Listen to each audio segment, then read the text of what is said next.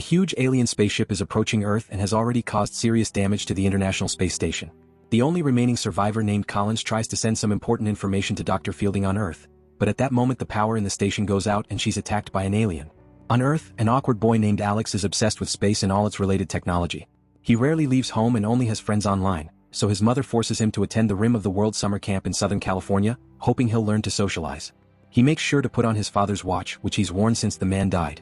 Meanwhile, rich boy Darius says goodbye to his parents because he's also attending the summer camp. At the airport, a girl named Jinjin is being questioned by the immigration officer because her caretaker isn't Chinese like her. He claims to be her uncle who brought her to California for a spelling bee. After the officer finally lets them pass, Jinjin pays the random man for his acting. Then she takes a cab to Rim of the World too. Later when Alex arrives at the camp, he's introduced to the counselors and finds them all very weird. He tries talking to Jinjin in Chinese but she ignores him. Darius tries flirting with a female counselor to no avail. When it's finally time for activities, Darius also tries to flirt with Jinjin, who ignores him by going down the zip line.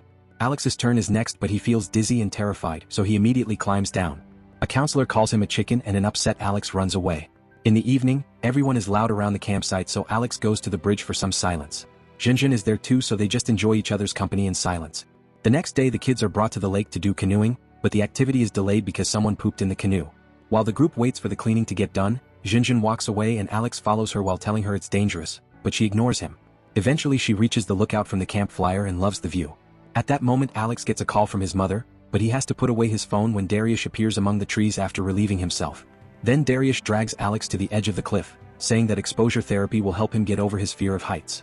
Suddenly Gabriel appears behind them and tells Darius to let Alex go. An angry Darius says he knows martial arts but before he can move, Gabriel punches him down and helps Alex. At that moment they hear an explosion and the three campers get messages on their phones. It's the emergency broadcast system saying that all civilians must evacuate and stay away from any unknown aircraft. The kids run back to the lake but everyone is already gone. They hear a second boom and notice lots of explosions going off in the sky so they try to call for help. However, all their phones are now dead. The light around them starts to change as planes fly across the lake at great speed. The group decides to run back to the camp, only to discover everyone has left without them. A sign says they've gone down the mountain and anyone left should call 911. On a table the kids find a counselor who fell asleep during the evacuation. Jinjin takes a sip from the man's bottle that says milk and confirms it's actually alcohol, which means the counselor is passed out drunk. Next they enter the main camp building and discover the power is out, so phones aren't working. Alex concludes the explosions must have been EMP grenades, which can kill all electronic devices over a really big area. Suddenly they hear more explosions so the kids run outside to watch Air Force jets fight unknown ships in the sky. Their attacks start destroying the area and defeated planes begin crashing on the ground so the group has to start running. Unfortunately an explosion sends them flying and by the time they recover, a spacecraft crashes in front of them and makes them fall again. Alex recognizes it as a pod from the International Space Station and when Gabriel touches it, he burns his hand. Jinjin has a bottle of water, so after Darius stupidly drinks some of it, Gabriel pours it on the pod's door hoping to open it. Darius stops him, pointing out the pod is covered in green goo and they don't know what it may mean. At that moment the door blows off and hits Darius while Collins crawls out of the pod. She gives her necklace with a key to Alex, asking him to take it to Fielding at NASA's lab in Pasadena. Apparently the key has everything including something called Excalibur. Then a huge alien appears behind them and Gabriel doesn't want to leave Collins, who tells them to leave without her to survive. As the kids run away, the alien inserts a huge finger into Collins' mouth to kill her. Afterward the huge alien releases a smaller dog-like alien from its body to send after the kids, who run into the main building to hide in the kitchen. Darius tries to sneak around but accidentally drops some cluttery, causing the alien to chase after him. When Darius begins crawling through some kitchen equipment, the dog slows down because of the steam in the machine. Eventually it comes out and makes a big jump, but the kids duck and Jinjin traps it in the oven. The main alien appears at the door and the kids run outside again, having to dodge the creature's arm when it breaks through the wall.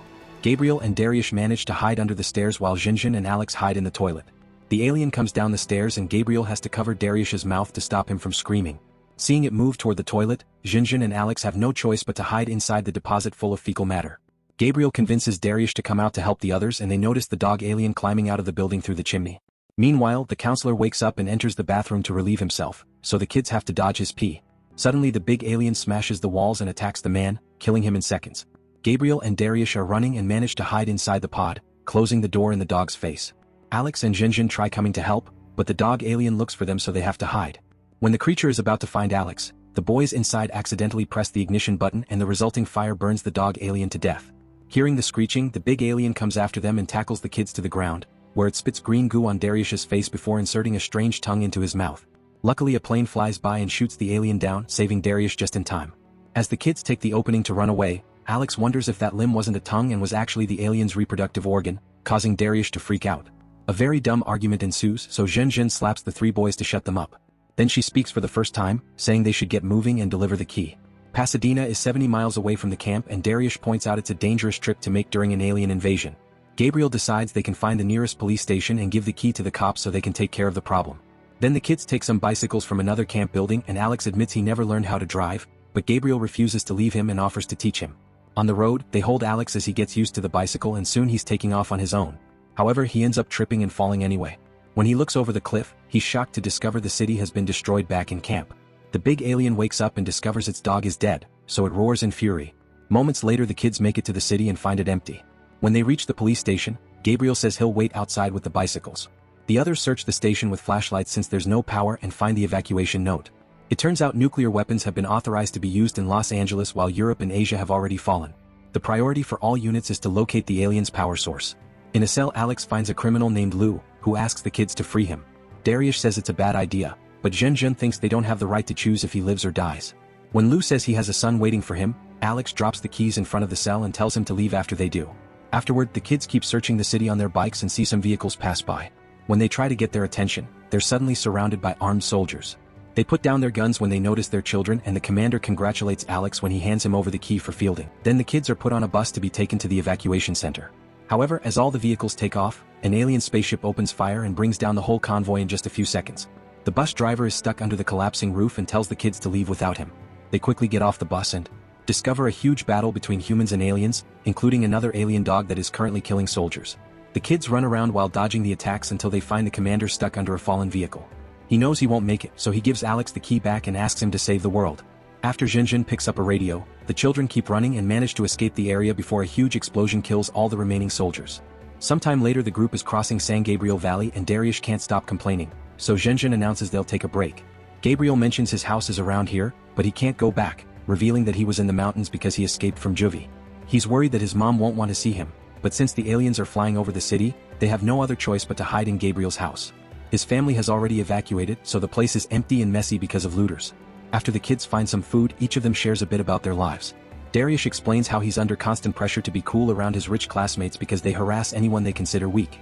Gabriel grew up without a dad and helped her mother work at a grocery store.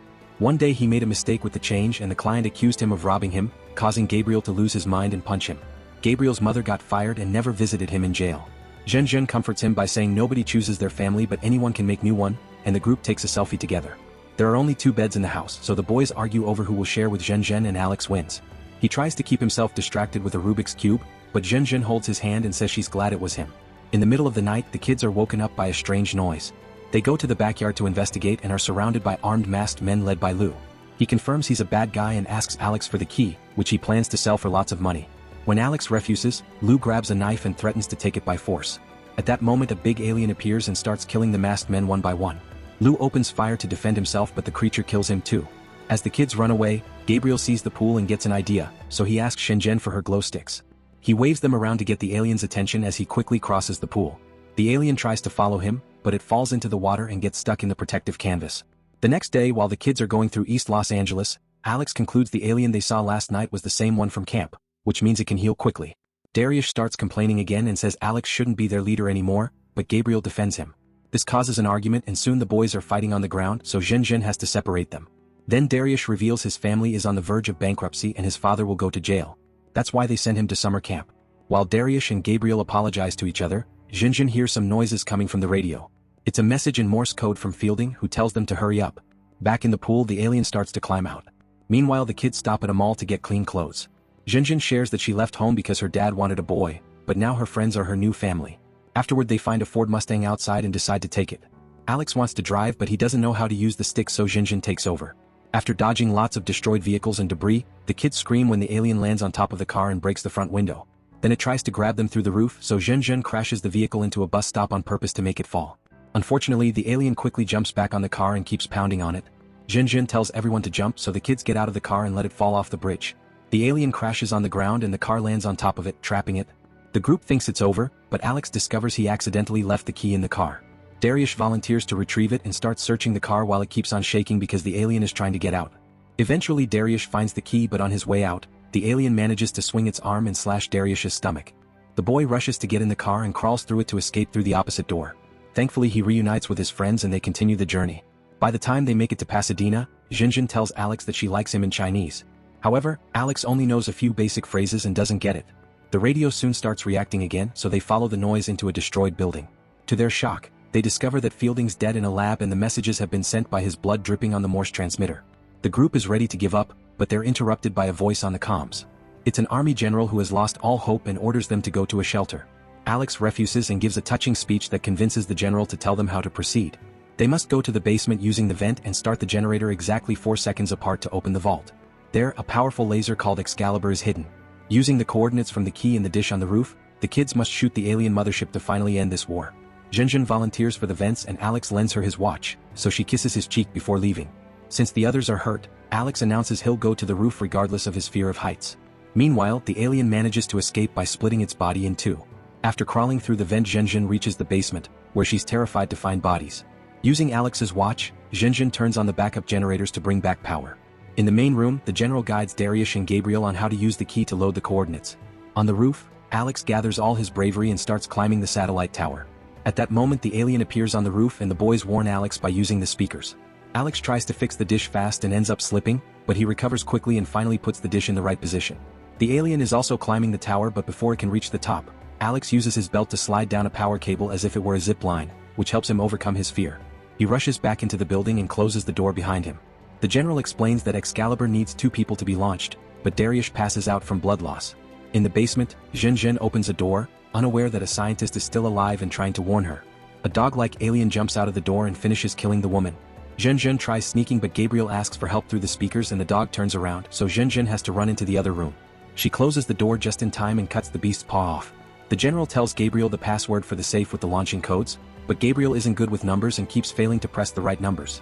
Thankfully, Dariush wakes up and writes everything down, so now Gabriel can open the safe by following the note. The codes must be inserted at the same time. However, Gabriel is left alone when Dariush passes out again. Fortunately, Jinjin comes back and she inserts the codes with Gabriel, but at that moment the alien falls through the ceiling. The kids rush to hide and the alien gets ready to attack them only to get hit on the head by a Rubik's Cube. Alex insults the alien and makes it chase after him so the others can finally launch Excalibur. While the satellites around Earth start connecting to each other, Alex runs into a lab and activates an engine before hiding. As soon as the alien comes in, Alex shoots the engine with a flare and the resulting fire burns the creature to death. Jinjin, Dariush, and Gabriel leave the building as it starts to crumble. Alex is paralyzed in fear because the flames make him remember the day he lost his father in a house fire. He wanted to save him, but they forced him to leave him behind. When the engine finally shuts down and the alien body drops, Alex remembers his father telling him he can do it. He jumps over the flames and bursts through the wall to escape. The kids outside think their friend is gone, but at the moment Alex comes out and is welcomed with a hug. An explosion in the sky shows the alien mothership being defeated by Excalibur, meaning humans have won the war.